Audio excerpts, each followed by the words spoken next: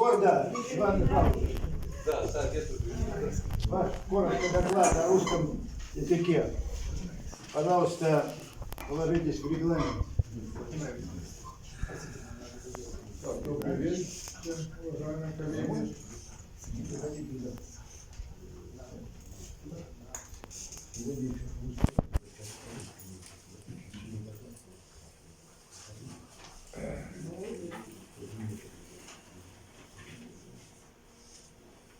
Владимир Александрович, можно? Да, пожалуйста. Доклад очень большой. Я надеюсь, что он будет напечатан. Я буду иногда подглядывать некоторые предложения. А хочу начать со следующего. Прежде всего, хотелось бы поблагодарить Андрея и Бабка за очень содержательный доклад, аргументированный, глубоким подходом. Хотя, как говорится, везде можно найти изъяны, можно строить какие-то дискуссии, но основа у него очень, я считаю, хорошая, правильная. Вот распределение пряников и кнута тоже в какой-то мере есть, хотя не еще очевидно устно. Но это можно в дискуссии говорить. А тема эта очень злободневна. Хотелось бы ее как-то обсудить более подробно, поскольку на сегодня это наш самый главный вопрос, который непонятно еще куда выведет нас. Теперь конкретно по докладу. Демография союзного государства глазами обывателя. Такая тема. Что касается демографии, здесь каждый, собственно, выступающий в той или иной мере ее затронул. Значит, глубинная основа, на мой взгляд, этого всего темы такой. Все вокруг, вот тут, начиная от этой скатерти, как показывал Олег Петрович, да, и кончая атомными станциями, которые мы одну построили, вторую будем строить, все это есть и имеет смысл только тогда, когда есть мы, люди, народ, ну, которые создают государство, философию и все остальное. Так вот, к сожалению, эта тема, хотя она...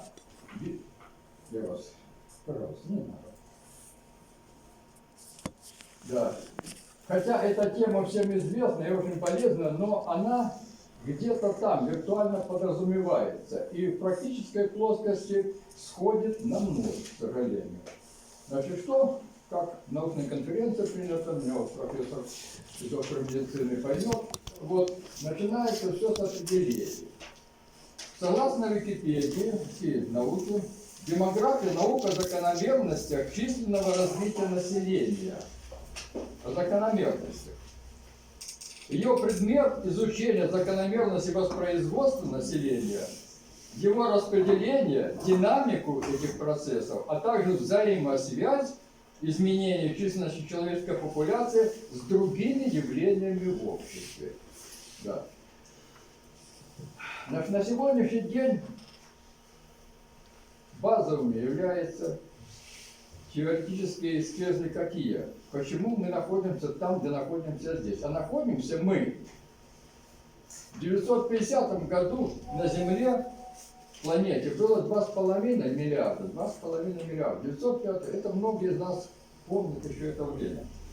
В 24 году это дошло к 8 миллиардам, а к 50-му планируется 9 миллиардов. То есть мы вышли уже на пологую кривую в целом на планетарном уровне, да? Если тут мы о планетах рассуждаем. А в то же время, в том же 80-м году, в Америке, в Джорджии, были установлены скрижали Джорджии. Первая заповедь из 10 заповедей, первая заповедь из которой гласила, что пусть земное население никогда не превышает 500 миллионов пребывающих в постоянном равновесии с природой. Вот представьте. Это было в 16 веке. Такое число. Значит, в 1925 году в штате Джорджия были установлены так называемые скрижали Джорджии из 10 заповедей. Первая заповедь, вот тут, что я вам прочитал, да, она, то есть 8 миллиардов, которое было к этому времени, и 500 миллионов, это значит, из 16 живущих 15 должны куда-то исчезнуть. И похоже, мы, как сейчас принято говорить, наукообразно вот, в этом тренде, то есть в этом процессе развития, а мы должны жить в процессах, а не в событиях, да, мы и находимся. То есть выполняется вот эту вещь. То есть, с одной стороны, государство, я буду только лишь на России и Беларуси, делают вроде бы все для увеличения населения. Вот тут напоминались эти самые материнские капиталы. В Беларуси тоже все очень много об этом говорят. Но суммарный коэффициент рождаемости на сегодняшний день в России 1,4, в Беларуси 1,5. Программа, национальная программа, которая существует в России, а все начинается с России, уважаемые коллеги. Здесь вот при распределении приоритетов, вины и ответственности и прав, конечно, кто больше, тот больше и отвечает. Так вот, национальная программа России по цели рождаемости с нынешних 1,41 до 1,6 к 30 году планируется, до 1,8 к 36 году. Отвечает за это вице-премьер Голикова. А вы знаете, что для простого воспроизводства СКФ должно быть порядка 2,1, а для расширенного производства начиная с 2,3. А параллельно идут какие процессы? С выделением там 300 тысяч или 500 там, сейчас уже на рождение первого, второго и третьего, скажем, ребенка, вот, по 2-3 миллиона тратится кому? Добровольцам, которые идут на СВО и там рубят своих таких же, так и они. Вот эту дихотомию очень сложно совместить. Но если мы не начнем это совмещать, значит мы никогда не нужны будут нам ни атомные станции, ни все остальное. То есть получается, что мы все это делаем, развиваем, строим, но не решаем вопрос для кого. Чей проект мы отрабатываем? Кто растет в мире? Растет единственная популяция, единственный этнос – это исламский мир. Их 2 миллиарда, уважаемые коллеги. 2 миллиарда. 1,8 миллиардов – это материальная сторона вопроса, деньги, финансы, ресурсы. И 200-300 миллионов – это часть войска, воинов, которые подпитываются, кормятся и которые придут на наше место. В России мы это уже наблюдаем, у нас меньше и так далее. Я не против, как говорится, не люблю расистов и негров. Я всех уважаю, всех люблю, но мы должны жить в реалиях. Если мы принимаем, что Земля абсолютно безразлична, кто на ней будет жить, муравьи, термиты, обезьяны или же люди, а люди тоже какие, неважно, тогда мы, конечно, в этой парадигме можем голову в песок и спрятаться. Но если мы хотим, чтобы жили наш этнос, значит, мы должны от слов переходить к реальному делу. Теперь, что касается дела. Насчет ситуации, вы все прекрасно понимаете, Росстат, Белстат и все остальные статы картину прекрасно знают. Если вы зайдете в интернет, то там вот такие тома. Расписано все по годам, что каждый. Но нету горизонтной идеи, куда бы стремились наш народ, наши люди, и которые бы ее отрабатывали, и во имя этой идеи все делают. Афганистан 100 лет постоянной войны. Население не убывает. Вьетнам тоже, начиная с французов, воевали. Население увеличивается. Значит, что-то не так в нашей общем посыле. Нету идеологии, нету идеи, а материнским капиталом, как уже было сказано, тему не испортили. Что наши СМИ говорят? Кто виноват во всем? Виноваты масоны, мировое правительство, продажные СМИ, ЛГБТ, НАТО, интернеты, гаджеты, вот. Рептилоиды еще сейчас возникли опять. А где мы? А что мы, народ? Грамотный, образованный. Беларусь, индекс образования на уровне техникума средний, понимаете? Даже выше. В России тоже не слабо. И тем не менее, этого образования нам не хватает выйти и понятие того, что есть первичное, что есть мир. Вместо этого брошен ложный, а мы же дети. Мы ни за что не отвечаем. Мы хотим хлеба, зрелищ и кружевные трусики. Понимаете? То есть исключен напрочь самый тот компонент, который все должен решать. Государство есть, пытается что-то делать, но дихотомия, говорит, с одной стороны рожать, а с другой стороны вот идет постоянная война на всем мире. А народ, вот мы же дети. И вот это мы же дети, это тенденция. Если мы ее не переломим, не возьмем в себя, я по своему роду смотрю, где-то 4, в отца 3, но у меня, слава Богу, 3, да, вот, детей уже, слава Богу, 6, вот, да. Значит, мы отрабатываем то, что тут у нас все о роде говорят. Но не всегда. Так вот, мы же дети. Если мы не выберемся с этих мы же детей, мы оставим все эти атомные станции, все эти космическую державу, которая стала вдруг ни с того ни с сего Беларусь, вот тем, кто придет сюда на наше место. Потому что говорит великая статистика? Статистика великая говорит о том, о чем она говорит, что с 1091 года по 2003 год население Беларуси уменьшилось на 1 миллион. С 10,2 до 9,2. И каждый год оно уменьшается, ну, по оптимистическим прогнозам, от 100 до 200 тысяч. Потому что скорость роста населения в Беларуси в 2024 году составляла 2 человека в день, а в автомобильных катастрофах за неделю гибнет 7-8 до 10. Только в автомобильных катастрофах, не говоря об остальном.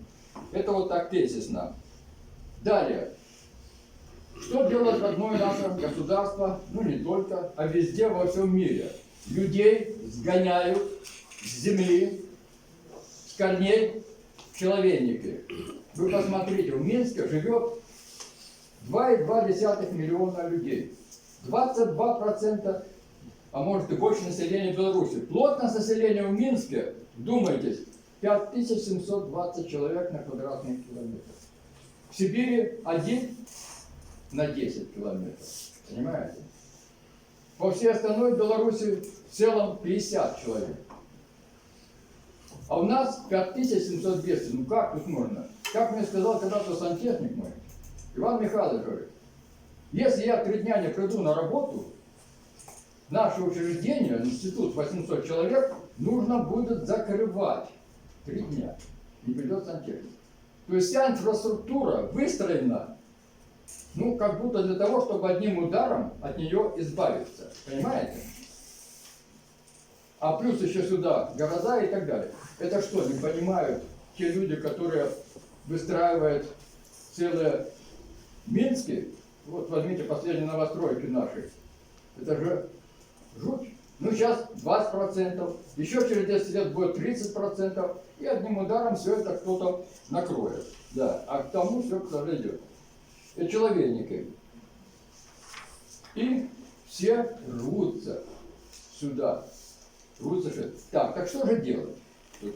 Вот я тут сам задавал вопрос, от, как говорится, ля-ля, переходить к конкретике. Да что?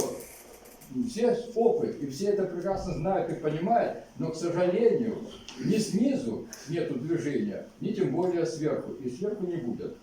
Первое. Эволюционно, постепенно, но не шибко тормозя, расселить человейники по городам-спутникам населения 20-30 тысяч. Понимаете? Вот был такой термин когда-то одноэтажная Америка.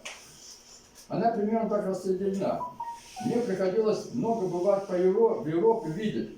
Там, в частности в Германии, вся промышленность, во всяком случае исходная, которая дает детали для сборки, рассредоточена по мелким деревням. 2-3 тысячи населения в деревне, а там Иван По- Михайлович, извините, 1 минута. Спасибо, да. Так, дальше. Вот создать параллельную городу инфраструктуру по типу родовых поместий. В Беларуси таких поместий на сегодняшний день более 40. Опрос среди проведенных среди их поместий показал, что среда в родовом поместье способствует увеличению рождаемости и укреплению семьи.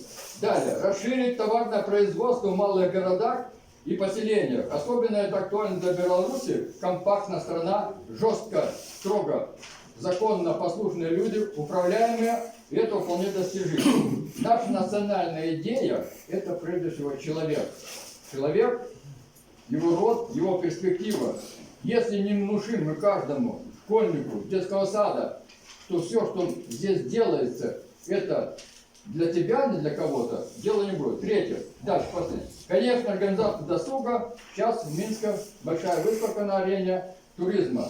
Сходите, посмотрите. Так вот, доступный туризм, доступная природа, не Минск-арены по $50 в час, которые надо платить, чтобы там это самое заниматься, и ледовые арены, а должна физкультура на каждом, чтобы пришел свободно на любой площадке, как мы гоняли когда-то это самое мячи. Далее, соответственно, этой парадигме изменить семейное законодательство.